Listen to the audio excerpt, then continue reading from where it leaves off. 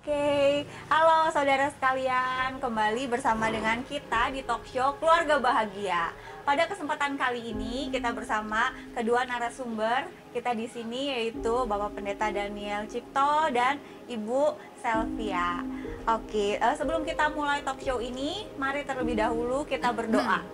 Yuk, mari saudara kita berdoa. Tuhan Yesus, terima kasih Tuhan untuk kesempatan baik yang Kau berikan kepada setiap kami Tuhan, untuk kami bisa mendengarkan talk show ini. Mari biarlah dari pembicaraan kami Tuhan, ini bisa menjadi berkat bagi banyak orang, keluarga-keluarga akan diubahkan Tuhan. Kami mohon pimpinan-Mu Tuhan untuk talk show ini dari awal, pertengahan hingga akhir ya. Di dalam nama Tuhan Yesus kami berdoa, amin. Amin. Wah, bagaimana kabarnya Bapak Ibu? Luar biasa. Luar biasa ya. Ya, oke. Kita mau jelasin dulu kenapa sih kita mau angkat tema keluarga bahagia. Nah, di musim-musim pandemi seperti ini ya Bapak Ibu ya, banyak dari negara-negara itu yang angka perceraiannya meningkat. Di Amerika, di China, di Eropa juga ya bahkan meningkat. Ada juga penelitian di Indonesia yang mengatakan bahwa angka KDRT kepada anak-anak juga meningkat. Nah, oleh karena itu kita menganggap bahwa isu ini penting untuk diangkat.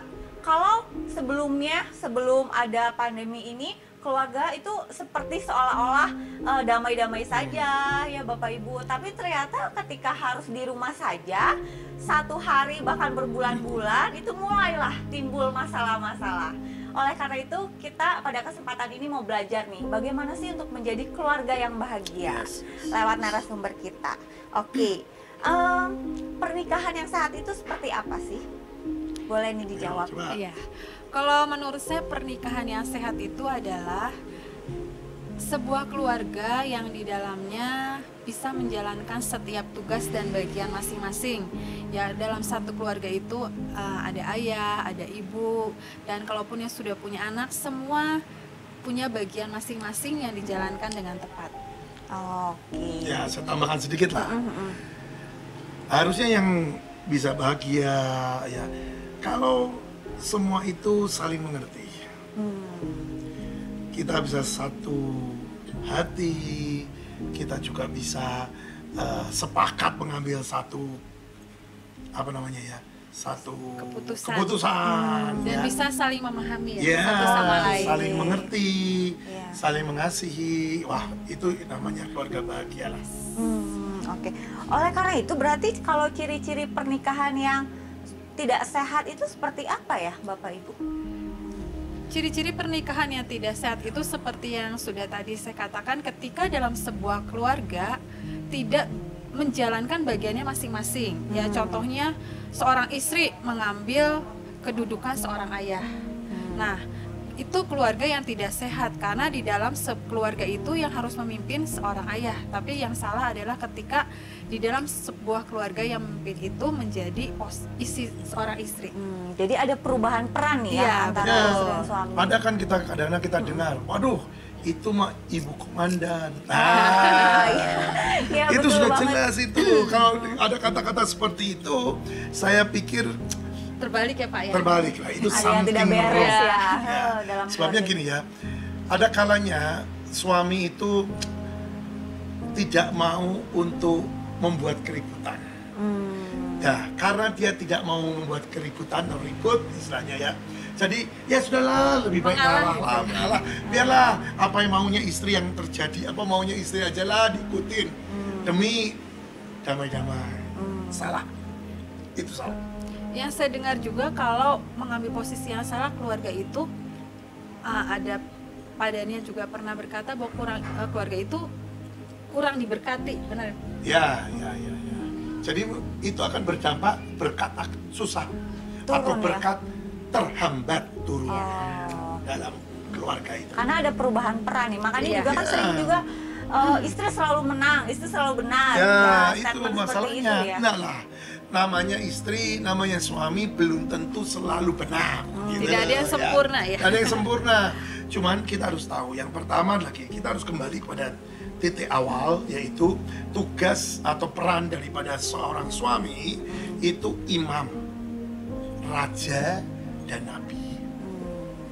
Peran dan tugas seorang istri penolong dan penasehat. Jadi jangan Ditukar-tukar. Ya, Oke. ditukar-tukar. Tadi kan peran sebagai istri itu sebagai penasehat. Iya. Nah, seperti apa sih Bu aplikasinya penasehat itu? Penasehat di dalam keluarga itu ya bukan berarti ketika suami salah kita langsung kamu salah, kamu gini, saya yang benar gitu. Tapi seorang penasihat adalah bisa menegur pada waktu yang tepat untuk yes. anak. Kalau suami mungkin lebih kepada kita seorang istri punya pendapat, entah itu diterima atau entah itu tidak diterima, ya kita harus tetap punya kesepakatan. Ya kalau mungkin dalam sebuah keluarga suami istri ini belum sepakat, ya tetap bawa di dalam doa. Karena saya tahu di dalam kehidupan berkeluarga itu kuncinya adalah ketika kita punya doa keluarga. Itu penting banget ya. Tapi banyak kejadian juga. Pada waktu istri memberi pendapat, suaminya Tidak berkata, terima. Tidak terima. Nah, itu kan Akhirnya ribut. Nah, itu saya katakan ya, sesungguhnya saya bilang bahwa kurang rendah hati lah. Harusnya seorang suami juga ngerti kita ini tidak sempurna. Jadi apa yang kita putuskan belum tentu benar Tepat. dan tepat. Jadi kita juga harus belajar untuk rendah hati lah. Kita belajar untuk menerima setiap Masukan. Saran-saran. Saran-saran lah. Nah, bagi istri juga gitu. Jangan sampai pada waktu sarannya ditolak, Iya. marah. Terus akhirnya ngomong gini, sudah, aku nggak mau lagi ngasih tahu. Ya sudah, alami aja sendiri. Urusanmu gitu kan. Urusanmu dewe. Nah, itu juga salah. Biasa itu Rugi. menambah keributan biasanya. Iya, Ribut itu iya, masih iya, rugi. betul. Belajarlah semuanya meredakan hati dan bisa menerima dan memberi dengan baik. Oke. Kalau tadi peran suami itu kan sebagai imam, raja dan nabi. Ya. Nah, seperti apa sih, Pak? Ya, kita harus belajar. Yang pertama mengerti ya, sebagai imam. Imam itu kan bagian istilahnya membawa keluarga ini kepada Tuhan. Memperkenalkan keluarga ini kepada Tuhan. Jadi bukan hanya asal teori, tapi juga dari perbuatan, tingkah laku seorang ayah, bapak. Itu bisa jadi contoh. Betul. Nah, jadi anak-anak istri semua lihat, oh iya benar ya, papaku nih seorang imam yang benar. Ya, jadi yang kedua, Nabi bisa mengarahkan keluarga ini kepada sesuatu yang baik. Nah, bagaimana caranya? Seorang bapak atau seorang kepala rumah tangga harus dekat dengan Tuhan. Karena Roh Kudus yang nanti akan memberikan hikmat, memberikan pengertian, memberikan cara bagaimana untuk bertingkah laku. Arahan-arahan. Arahan-arahan. Ya. Nah, satu lagi sebagai raja, ini yang tadi disinggung sedikit, yaitu apa? Tetap hierarkinya adalah ayah. Itu nomor satu. Sesudah itu baru istri dan anak-anak. Jangan ngomong tentang Tuhan loh ya, Tuhan tetap yang paling atas lah. paling Ini hierarki keluarga. Ya. Jadi bagaimanapun tetap ayah yang mengambil keputusan. Oke, berarti kalau untuk keputusan yang berat-berat, istri nggak bisa langsung, udahlah saya aja gitu yang ambil keputusan ya. Jangan kecuali ya urgent. Ya, dalam perkara yang sangat urgent, bapaknya lagi pergi ke luar kota, ya nggak bisa langsung, oh yuk telepon, nah nggak diterima-terima, ya beda lah.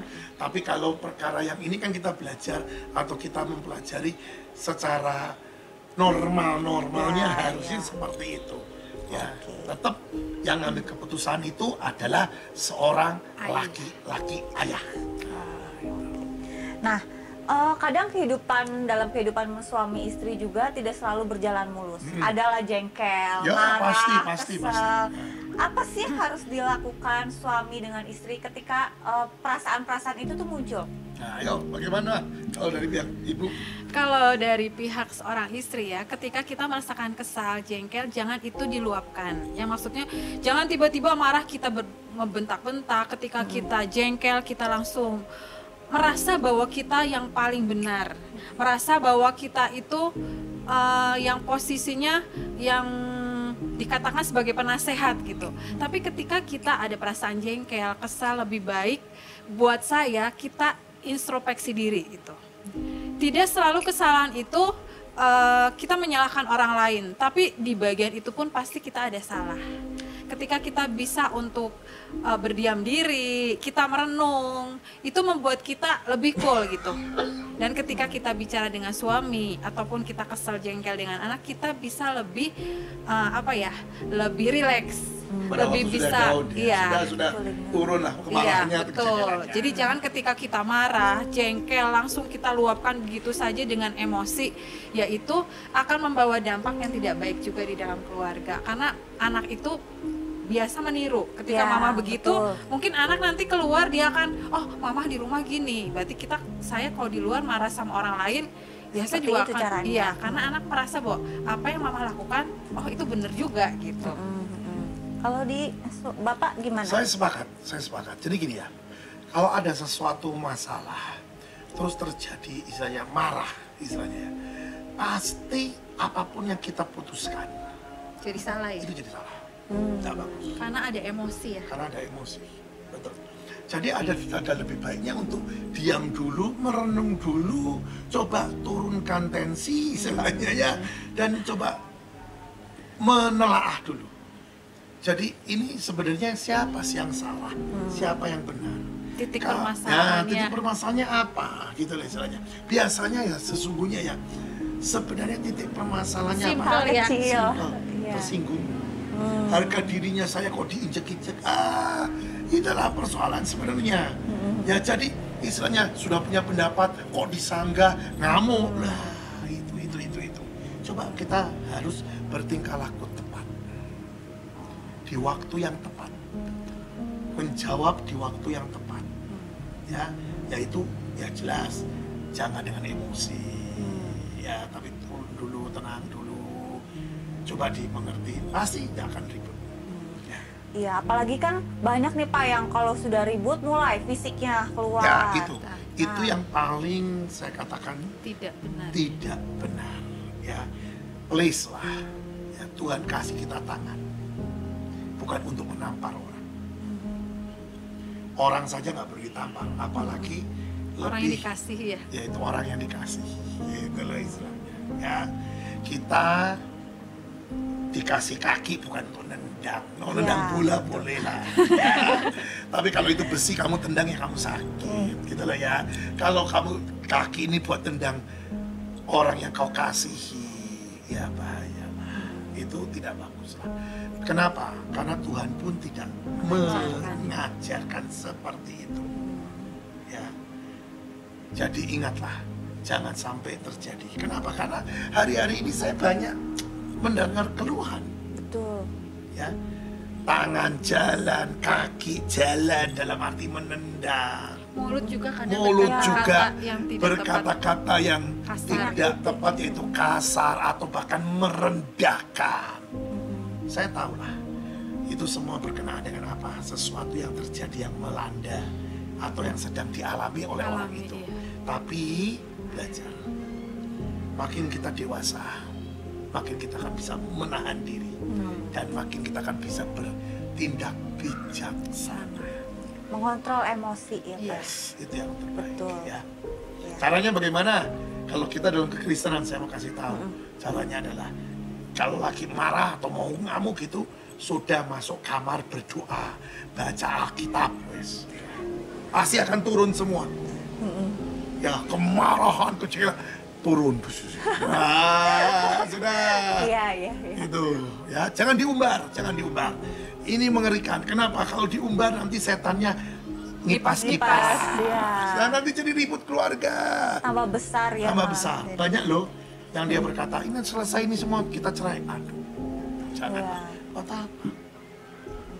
Justru ini adalah waktu-waktu di mana kita melihat Yesus sebagai Tuhan dan Juru Selamat kita. Itu benar-benar ada di dalam keluarga kita. Ya, dia yang mengikat, dia yang membuat persatuan terjadi. Oke. Nah, bagus banget nih jawabannya. Jadi keluarga yang ada di rumah juga bisa belajar ya bagaimana caranya untuk jadi suami dan istri yang berkenan di hadapan Tuhan. Untuk ibu, ada nggak sih tips-tips supaya istri itu dapat tunduk dengan suami? Tips yang dari saya, tetap kita itu sebagai seorang istri harus tetap belajar. Ya, belajar di dalam mengurus anak, dalam apa ya, mengajari anak, memahami. Karena gini, anak kita itu tidak selalu kecil. Dia akan bertambah usia menjadi besar, menjadi remaja, menjadi dewasa. Dan cara kita untuk menanggapi, untuk apa ya, menghadapi dalam berbicara dan dalam berkomunikasi itu berbeda gitu. Makanya kuncinya adalah banyak belajar. Ya, belajar itu bisa kita berdoa, bertanya sama Tuhan, pasti minta tuntunan Tuhan, ataupun mungkin juga banyak belajar yang baca buku. Terus kita juga bisa apa ya, dari khotbah, kesaksian. Itu sangat membantu. Karena kalau kita memakai cara kita sendiri, ya itu tidak membuat anak-anak juga bisa untuk dewasa. Mungkin kalau anaknya udah dewasa terus kita nganggap dia tuh masih kecil terus, itu juga anak tidak akan berkembang gitu ya. Terus kalau tips-tips sebagai seorang ibu untuk suami, ya mari tetap juga belajar. Karena gini, kita tidak ada yang sempurna, nggak ada istri yang ya tetap bijaksana gitu. Ada istri yang tetap nggak pernah kesel, nggak pernah jengkel, itu juga nggak ada gitu. Tapi kalau kita terus mau belajar, rendah hati, minta tuntunan Tuhan, dan tidak selalu kita itu merasa benar, saya yakin Tuhan tuh akan menuntun kita menjadi istri yang makin hari makin menjadi lebih baik dan seperti yang Tuhan mau. Ya, seperti dalam Amsal 31. Iya, di situ kan dikatakan istri yang bijak. Bagaimana sih Bu istri yang bijak itu? Istri yang bijak itu yang pasti istri yang bisa memahami setiap anggota keluarga. Ya di dalam anggota keluarga pun punya karakter dan sifat yang berbeda. Betul. Ya pasti kita harus bisa memahami. Misalnya si ini gitu, anak yang pertama ketika dimarahin dia bisa langsung oh iya mama aku ngelakuin gitu. Tapi mungkin anak yang kedua ketika dimarahin dia akan diam, nggak akan bergerak. Nah kita harus bisa gitu. Bagaimana sih cara menangani anak kita yang pertama atau yang kedua, ataupun ya punya anak berapa gitu. Oh si ini tuh pasti kita bisa nangkap, oh ini tuh pendiam, ini tuh aktif, ini tuh ceria, ataupun apa gitu ya. Itulah menjadi istri yang bijaksana, bisa memahami setiap anggota keluarga. Yang pasti juga bisa memahami suami gitu kan. Suami mungkin bekerja di luar, mungkin pulang ada kekesalan nih mungkin dari kantor, ya kita jangan terbawa emosi. Justru di rumah kita harus bisa membawa suami untuk lebih cool ketika mungkin beda pendapat dengan orang-orang yang di luar sana, tapi kita di rumah bisa membawakan semuanya. Iya, jadi home sweet home gitu ya. Betul, bisa membawa damai ya Bu ya di rumah ya. Nah, di sini juga ya saya mau bacakan di 1 Petrus 3 ayat 1, ini ayat yang membuat saya tercengang banget untuk seorang istri. Dikatakan bahwa demikian juga kamu, hai istri-istri, tunduklah kepada suamimu, supaya jika ada di antara mereka yang tidak taat firman, mereka juga tanpa perkataan dimenangkan oleh kelakuan istrinya. Wah, bahwa peran istri dalam keluarga itu, bahkan suami yang di sini dikatakan tidak taat firman saja bisa dimenangkan lewat tingkah laku istrinya gitu. Oke, lanjut. Nah, di Alkitab juga dikatakan bahwa hai suami, kasihilah istrimu. Nah, hal ini tuh seperti apa sih Pak? Ya, kalau dikatakan bahwa kita harus mengasihi istri, ya kita harus minta sama Roh Kudus lah.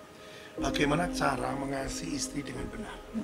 Karena ya tadi yang sudah disinggung, setiap wanita itu pasti punya karakter yang berbeda-beda. Nah itu loh, kalau kita pukul rata semua, boleh bubar kita istilahnya, karena karakternya berbeda-beda. Jadi yang penting adalah kita punya ada kedekatan dengan Roh Kudus. Terus kita minta sama Roh Kudus bimbingan, arahan, apa yang harus kita lakukan yang membuktikan bahwa memang benar kita ini mengasihi istri kita. Dan Roh Kudus itu akan memberitahu, istrimu pengen ini, ya kasihlah. Nah, kalau seperti itu ya kasih. Tapi kalau Roh Kudus jangan ya, kali ini jangan tunda dulu, ya kita harus tunda. Nah sekarang kita minta lagi Roh Kudus, bagaimana caranya untuk kita memberitahu untuk ditundanya. Nanti Roh Kudus akan memimpin. Nah itu sebenarnya itulah yang dikatakan bahwa suami mengasihi istri. Jadi tidak menjerumuskan, tidak justru meninabobokan atau memanjakan, enggak, tapi mengasihi dengan kasih Kristus, mendidik dan mengarahkan istri ini kenal Tuhan dan mempunyai karakter Kristus dan menyelesaikan destininya. Oke, wah bagus banget ya jawabannya. Nah sekarang ini banyak nih Pak, peran suami istri ini berubah. Si istrinya yang bekerja, suaminya di rumah jaga anak atau mengurus rumah tangga. Melihat fenomena ini seperti apa, Bapak Ibu? Kalau menurut saya ya, Kalau bekerja nggak apa-apa. nggak masalah lah, asal saling mengerti. Ya, nggak masalah sebabnya gini. Lah memang ada waktunya mungkin yang si suami diberhentikan dulu, istrinya masih lanjut. Ya nggak apa-apa, tapi asal mengerti peran dan tugas masing-masingnya tidak Terbalik. terbalik. Iya, tadi Jadi keputusan tetap dari ya, suami. itu jangan seperti ini. Ada kejadian gini, karena yang si istri kerja, suami enggak di rumah, kebalik. Jadi akhirnya yang jadi raja Istrinya. ratu lah. Si raja ini yang turun. Makanya tadi yang saya katakan tadi awal, ada yang ngomong, wah ibu komandan, alah, terus bapaknya apa? Saya mah kopral aja. Nggak bisa. Ngerti ya? Iya. Jadi ini harus benar-benar ngerti kedudukannya ini. Benar. Karena apa? Berkat itu turun pada waktu kedudukannya bagus dan tepat. Jadi berkat itu akan turun. Tapi berkat itu akan terhambat atau tidak maksimal pada waktu salah kedudukan. Pada waktu salah di tempat ya, dia berdiri dan dia ada. Gitu lah. Jadi emang itulah yang harus terjadilah istilahnya ya. Oke, nah ada kasus kan, si suaminya berkata bahwa berkatnya tuh ada di kamu, ada di si istrinya. Ya. Nah kalau hal ini tuh seperti apa sih Pak? Boleh. Berkat itu, siapa tahu memang itu lagi sedang bagiannya. Wah, lagi diberkati Berkat si istri. dicurahkan. Nah, itu sebenarnya si suami malah senang, wah puji Tuhan, sekarang aku istirahat sih. Tapi ya bukan dalam arti itu bermalas-malasan ya, enggak. Saya percaya satu ketika kembali lagi diberkati. Nah sebenarnya ya Bapak Ibu bisa nggak sih menilai kesehatan dalam rumah tangga? Maksudnya si rumah tangga ini tuh sehat atau tidak itu dari kehidupan seksual suami istri? Bisa. Itu salah satunya, salah tidak satunya. mutlak, tapi salah satunya. Kenapa? Saya mau terangkan ini sedikit, yaitu apa? Kenapa Tuhan berkata mereka melakukan hubungan seks dan mereka itu disatukan? Itu sebenarnya mendatangkan berkat. Makin persatuan terjadi, makin berkat turun. Tapi makin tidak ada persatuan, berkatnya bisa terhambat. Itu salah satunya lah. Salah satu ciri. Terus yang kedua, bisa saling mengerti. Ini yang terutama. Jadi persatuan itu makin erat dan saling mengerti. Jadi makin dipersatukan. Iya. Tips nih Bapak Ibu, bagaimana cara supaya dapat menikmati kehidupan pernikahan dan mendapatkan pernikahan yang bahagia itu? Ya, Mah. Tips mendapatkan pernikahan yang berbahagia ya pastinya sudah kita bicarakan tadi ya, bahwa posisi itu tidak boleh terbalik. Dan setiap apapun yang terjadi di dalam keluarga ya ada satu kata yang saya selalu dapat, kita harus terus mau belajar. Jangan dijadikan sesuatu kejadian itu trauma yang membuat kita tidak mau untuk mungkin ya saat itu kita menegur, kita punya pendapat yang berbeda dengan suami kita. Terus suami kita tiba-tiba mungkin saat itu hatinya mungkin lagi nggak enak gitu ya. Terus tiba-tiba dia marah gitu.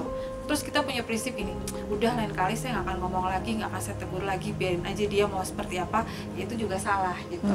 Tapi ya terus mau belajar. Ketika mungkin hati suami kita tidak siap dan kita mau mengemukakan pendapat, ya ini akan jadi suatu pelajaran gitu. Oh berarti ketika suami kita pulang nih capek nih, ya kita jangan mengungkapkan, oh saya punya masalah ini, saya punya masalah ini. Ya itu akan terbawa jadi dari hal capek intinya gitu ya. Tapi nanti akan ada emosi yang keluar. Jadi mungkin kalau sebagai seorang istri, ketika kita punya masalah yang kita mau kemukakan dengan suami kita, carilah waktu yang tepat.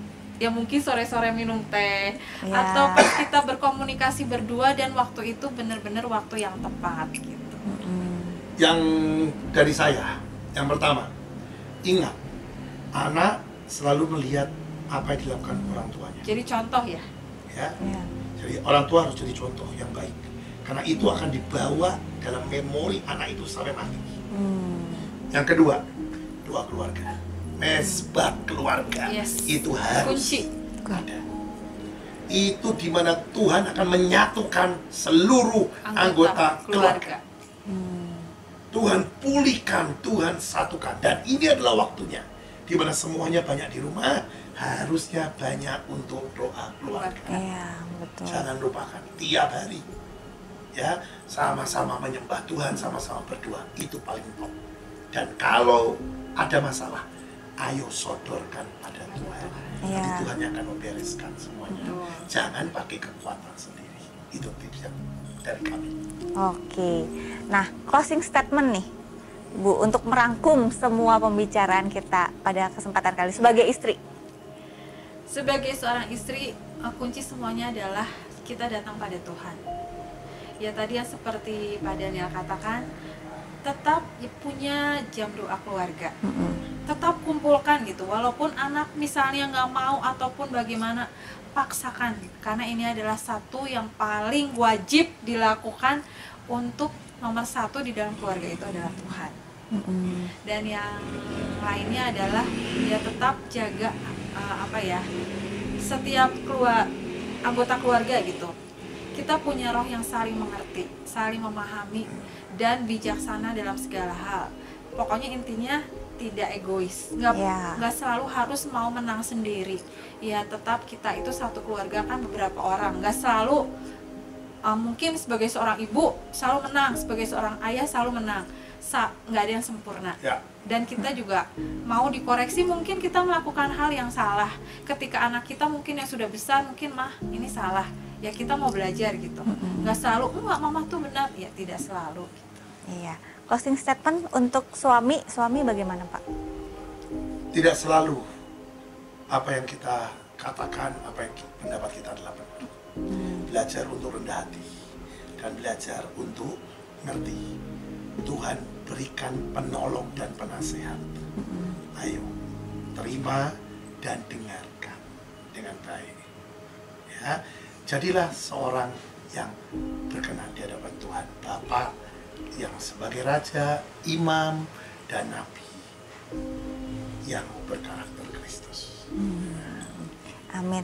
Berkenan Bapak untuk mendoakan keluarga kita yang ada di rumah. Saat ini kita berdoa, siapapun saudara yang saat ini sedang mendengarkan bersama-sama dengan kami, yuk kita berdoa. Dalam nama Tuhan Yesus, sama berdoa untuk setiap keluarga. Tuhan tolong mampukan kami. Tuhan tolong cover kami. Tuhan tolong tuntun keluarga kami. Biarlah semuanya Engkau yang tentukan. Semuanya Kau berkati, semuanya Kau bentuk Tuhan. Dan biarlah keluarga demi keluarga ini menjadi keluarga yang sakinah, menjadi keluarga yang takut akan Tuhan, menjadi keluarga yang penuh dengan persatuan, dengan seperti yang Tuhan inginkan. Oh, jadi keluarga yang penuh diberkati Tuhan dan memberkati, dan bisa menjadi contoh di mana Kristus menjadi kepala rumah tangga. Seperti apa keluarga itu? Penuh dengan damai, shalom, penuh dengan sukacita dan keberhasilan. Terima, dan izinkan Roh Kudus beracara dalam nama Tuhan Yesus. Amin. Amin. Terima kasih banyak untuk waktu dan kesempatannya bisa sharing-sharing. Oke, terima kasih juga untuk yang sudah menonton live streaming kita. Sampai jumpa pada kesempatan berikutnya. God bless you.